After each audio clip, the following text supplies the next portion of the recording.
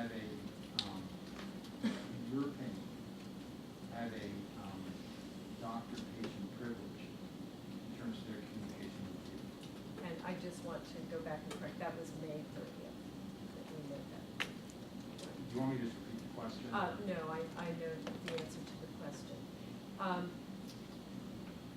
In this setting, I was operating as a consultant. So when we sat down to talk, I set up with them that what we talk about is confidential and stays in this room so that you feel safe sharing with me. This was not a HIPAA-regulated agreement. But I mean, it seems to me that when you're dealing with three separate people, it would be, you lose confidentiality just from that round alone. Well, that's why it was agreement between us. It was us sitting down and saying, we're going to meet together as a group, we want this to be effective.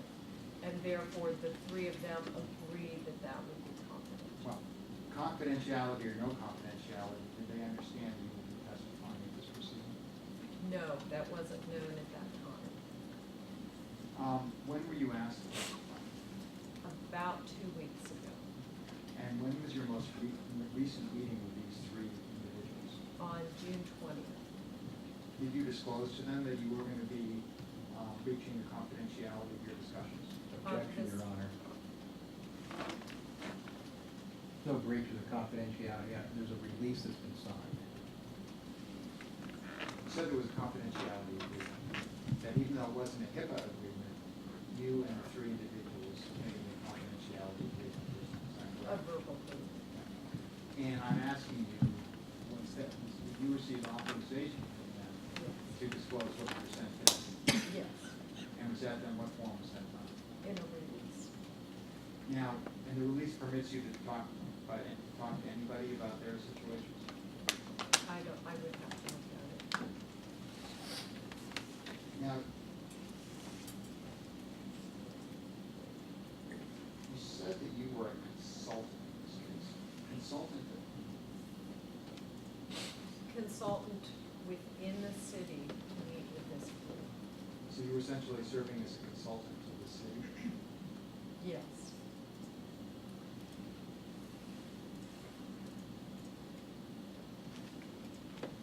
Did you prepare at any point a report to the city? No.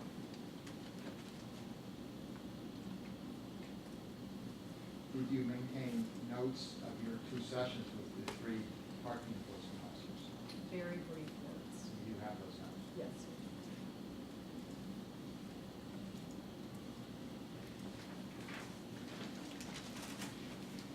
Now, you talked about the continuum from negative to taunting to harassment. Now, when you testified to that, is that based on organizational theory, based upon psychological theory, based upon legal theory? Where does that come from? That's based on just plain psychological theory, that it would be a case of perception. Is there any sort of written text on which that's based, or is that your own personal? That's my own personal assessment. So just better understand that this personal set of criteria. I take it that when you said negative, taunting, harassing, being sort of the three parts of the spectrum, that negative would be considered least severe and harassing would be considered most severe? I'm not sure that I would, once again, this is a case of perception. So in terms of taunting and harassment, if you want to talk about a continuum, negative being at one end, at the other end, at what point is it considered harassment? Again, it wasn't Yes, that I I wanted to understand. talk about that continuum. I understood that to be the continuum Yeah. that you testified to in the direct examination. Right. What is your definition of harassment? Harassment would be some type of behavior that causes a person to experience psychological distress. And that would be to cause a reasonable person to experience psychological distress. So any type of behavior that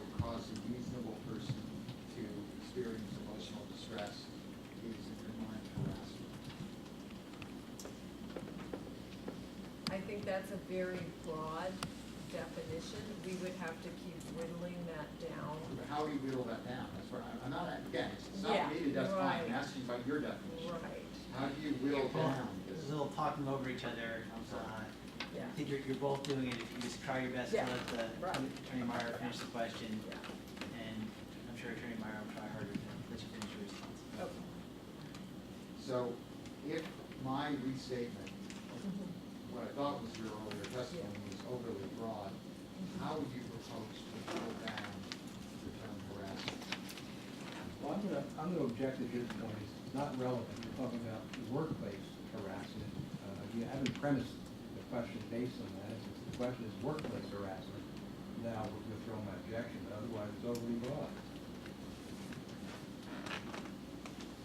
Overall, there was testimony about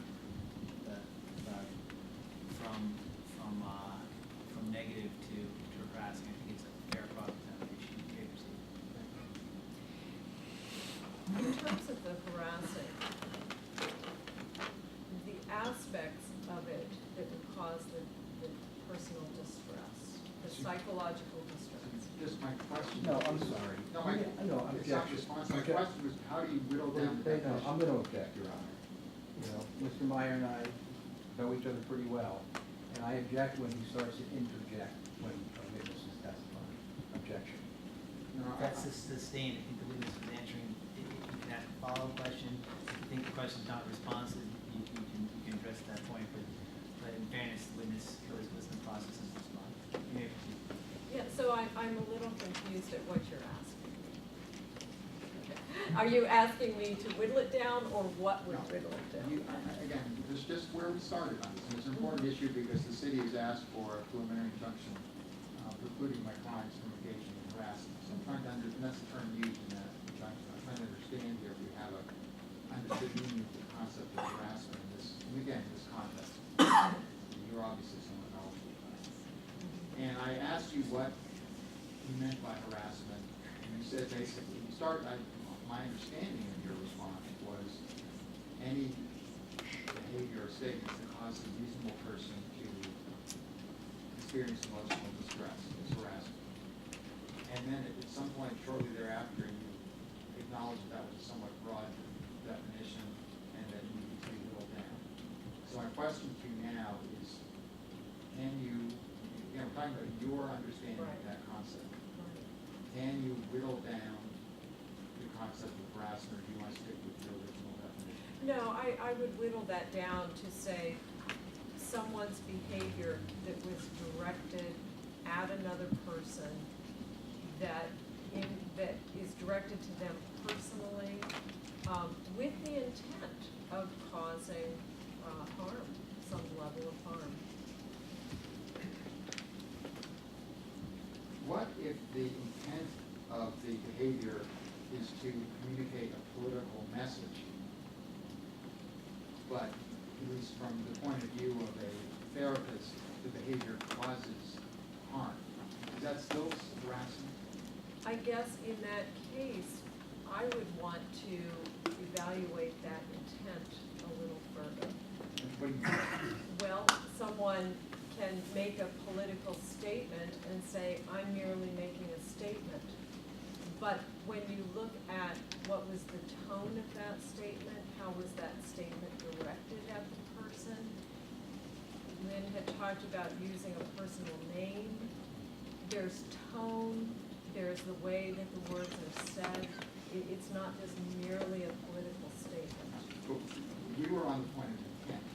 Right, And you were defining harassment in terms of the intent right, of causing harm. yes. And I would ask you, what if the intent of the behavior is to promote a political message?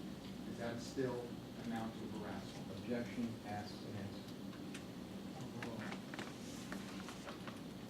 If the intent was purely to convey a political message, with no other intent involved, then the intent was not necessarily to harass the person. But what was the impact of the message would then be the question. And I don't know if you go back this far, but when the American Nazi Party marched in Skokie, Illinois, a suburb of Jewish Holocaust survivors, was that harassment? Objection, Your Honor, is irrelevant. We're talking about permits, time, place, and manner. We're completely off this case now. Overruled. That, I'm not familiar with that situation, but you described a group marching in a public area.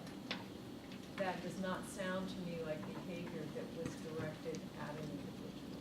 How about displaying a Nazi salute to someone who's a survivor of the Holocaust? I can't comment on that.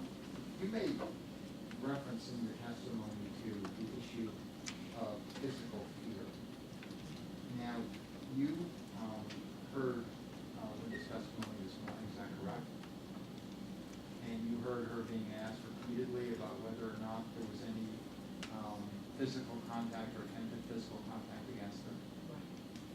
And you heard her testify that the only incident she was aware of was when some other individual, not one of the defendants here, touched her when he was trying to touch her back, when he was trying to get at the parking meter. Now, after, would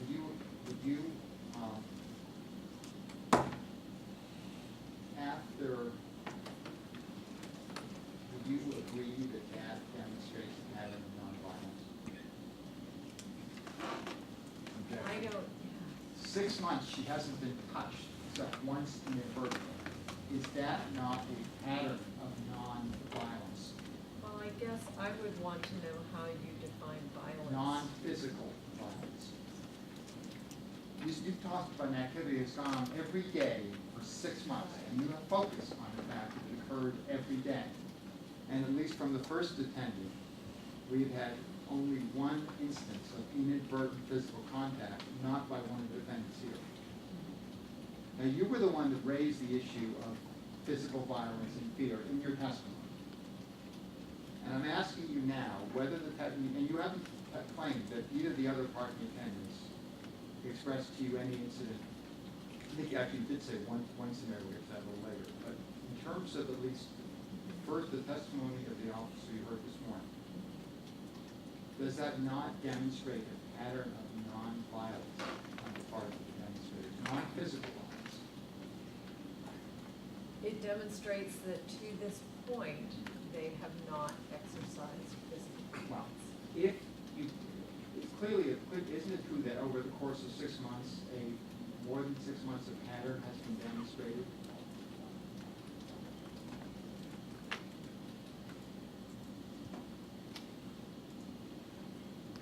And wasn't that intrinsic in your earlier testimony?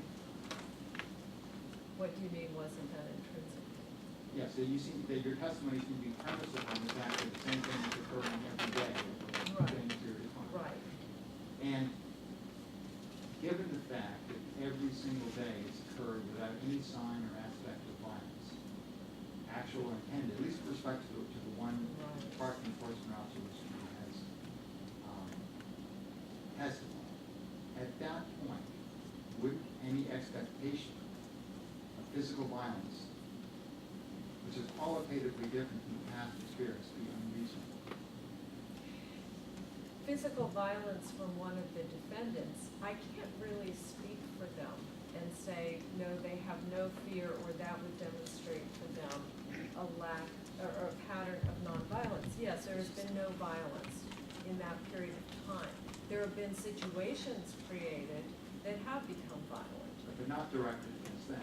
No, but they're in the vicinity. They're in the mix.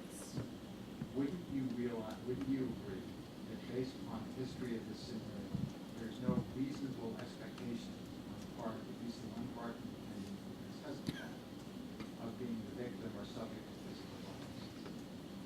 At this point in time, given what the defendants, what they have told me that they have demonstrated, that I would not think that they would expect one of the 6 of them to be violent toward them directly. Have you ever, in terms of your organizational work or your EAP work, worked with police officers? Yes. And do police officers routinely experience stress in context of their work? Yes, they do. And have you worked with them just in the EAP context or also? Just, yeah. And that's in the context of individual harassment. Yes. And in terms of your police officer clients who are providing medical treatment, counseling treatment, what types of steps do you recommend that they address, that they deal with, that they do to address the stress? That is really, it depends on case to case. I can't say there's a protocol that you advise to policemen who are under stress. There's a big difference between someone who's involved in a lethal encounter versus, you know, someone who's in some other type of situation. Someone who's abusing alcohol and they need treatment. You know, there's a lot of different situations. It's not a one-size-fits-all. So there's no standard protocol you have for dealing with stress? What kind of stress are you referring to? Of a police officer in terms of the work-related stress? And that's where you're saying, so there's not one standard